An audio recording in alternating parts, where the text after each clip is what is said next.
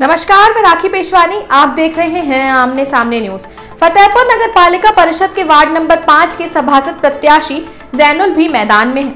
जैनुल कारोबारी है, पर वो अपने वार्ड के लिए कुछ करना चाहते हैं। वो कहते हैं कि यदि वो सभासद बने तो स्वच्छता का ध्यान तो रखा ही जाएगा, साथ ही जल भराव की समस्या को भी दूर किया जाएगा और बिजली की समस्या पर भी ध्यान देंगे और महिलाओं का सम्मान होगा। बिना भेदभाव के आम जनता से व्यवहार होगा। इस संदर्भ में हमारी उप संपादक बरखा सिंह ने उनसे खास मुलाकात की। देखिए उस खास बातचीत के कुछ अंश। नमस्कार, मैं हूं बरखा सिंह। आप देख रहे हैं आमने सामने न्यूज के खास प्रोग्राम शहर की संसद। आज हम मौजूद हैं फतेहपुर के वार्ड नंबर 5 में, जहां पर हमारे साथ सभासद प्रत्याशी जैनुल जी हैं। जैनुल जी, आपका हमारे चैनल में स्वागत है। शुक्रिया। जैनुल जी, बताइए आपने क्या सोच के राजनीति में कदम रखे हैं? राजनीति में कुछ सोच के कदम नहीं रखा, बस ये है कि वार्ड का थोड़ा विकास होना चाहिए। क्योंकि कस्बे का लगभग मेरे विकास चल रहा है, ऐसी कोई बात नहीं है, मगर अब जो सीमा विस्तार के बाद जो गांव जुड़ गए हैं, तो गांव में जिस हिसाब से विकास होना चाहिए उस हिसाब से विकास अभी तक हुआ नहीं है। अब उम्मीद आप ये करके चलिए कि आगे हो सकता है कि विकास और अच्छा हो। तो आपने कोई रूपरेखा तैयार की है कि यदि आप सभासद बनेंगे तो क्या क्या कार्य करके दिखाएंगे? मेन तो हमारा ये मकसद होगा कि शिक्षा के ऊपर ज़्यादा जोर दिया जाए, और बाकी जो गांव में सड़कें, नाली और ये सब तो चलता ही रहता है, तो वो तो खैर जो मौके पे होगा उस हिसाब से देखा जाएगा। मेन शिक्षा के ऊपर ही फोकस रहेगा।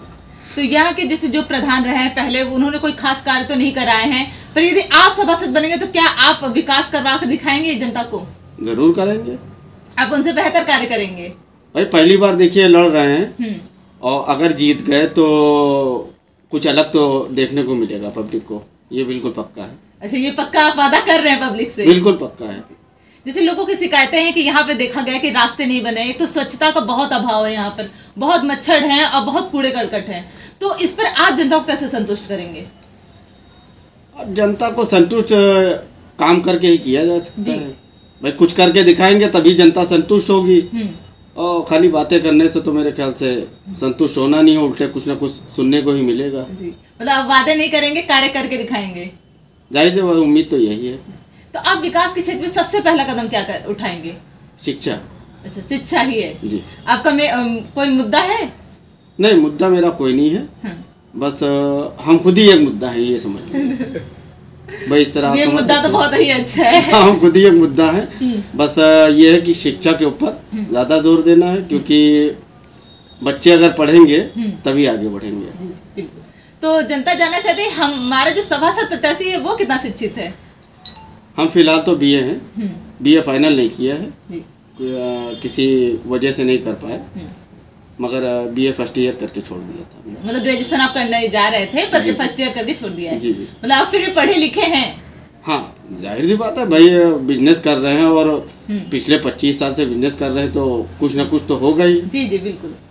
तो आपका बिजनेस भी है और ये सभासद का जो पद है ये बहुत ही दायित्व वाला पद है, तो आप दोनों को कैसे मैनेज करेंगे? नहीं, मैनेज कर लिया जाएगा, क्योंकि इससे पहले हम व्यापार मंडल का चुनाव लड़ चुके हैं।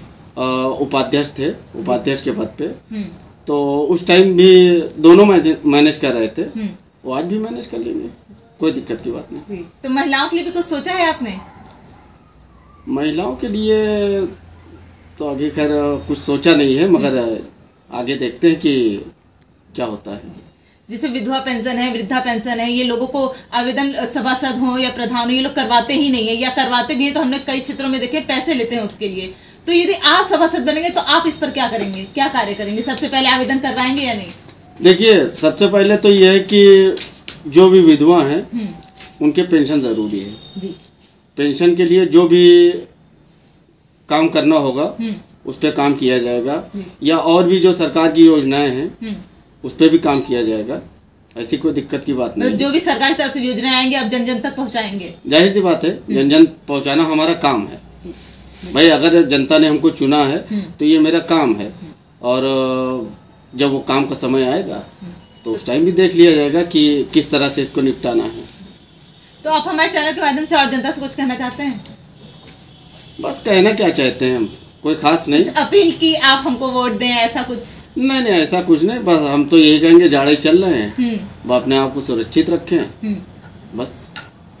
मतलब बस जनता से इतना ही अपील है, बस मतलब इतना तो समझ में आ रहा है कि आप बस वादों में विश्वास नहीं रखते हैं, आप कार्य में विश्वास रखते हैं। बस देखिए, हम बिजनेसमैन और हम काम करने के ऊपर ही विश्वास रखते हैं, बातों पे विश्वास नहीं रखते।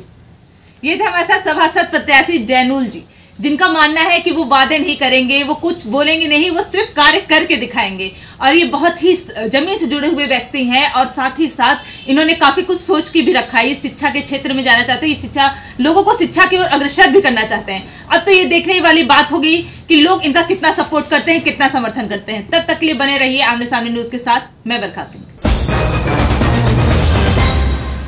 जैनुल एक सुलझे हुए व्यक्ति हैं जो जमीन से जुड़े हर कार्य को करते हैं।